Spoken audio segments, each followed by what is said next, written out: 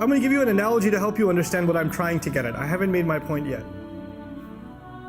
Somebody was out at sea and their ship hit a rock and the ship sank. And this guy is holding on to a piece of wood. And he's out in sea.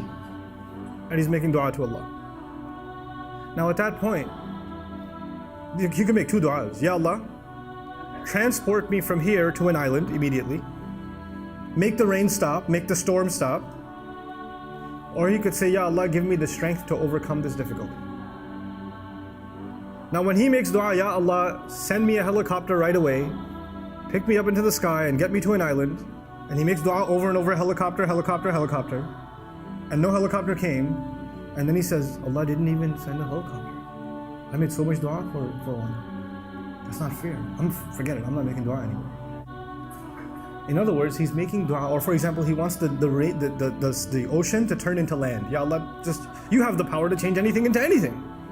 You made all of this, so you could just convert this ocean into a land right now. So, I mean, you turned Ibrahim alayhi salam's fire and you made it cool, so you can do that for me. And it doesn't turn, it's still the ocean. And you're still drowning slowly, you know? The point I'm trying to make is oftentimes we think the purpose of dua is to change the reality around us. We focus on changing the reality around us. But if you study the du'as in the Quran, and the majority of the du'as in the Sunnah carefully, you'll notice that the change actually you're asking for is a change in yourself.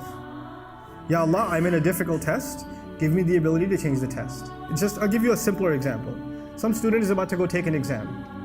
You can make two kinds of du'as. You can make the du'a, Ya Allah, give me the ability to understand the subject matter. Let me concentrate. You know, Ya Allah, give me the ability to not be nervous while I'm taking the test. Let me not get lazy. You du'as about yourself, or Ya Allah, make this, I know it's a medical school exam, but yeah, convert it into a second grade math exam for me, so I don't have to have this problem. Either you want to change reality, or you want to empower yourself. For people that are weak in their faith, they don't think about empowering or changing themselves. They just want to change what? Reality around them.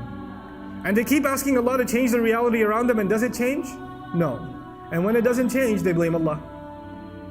They turn to Allah and say, how come you didn't change the world around me? How come you didn't turn everything, on a silver platter for me?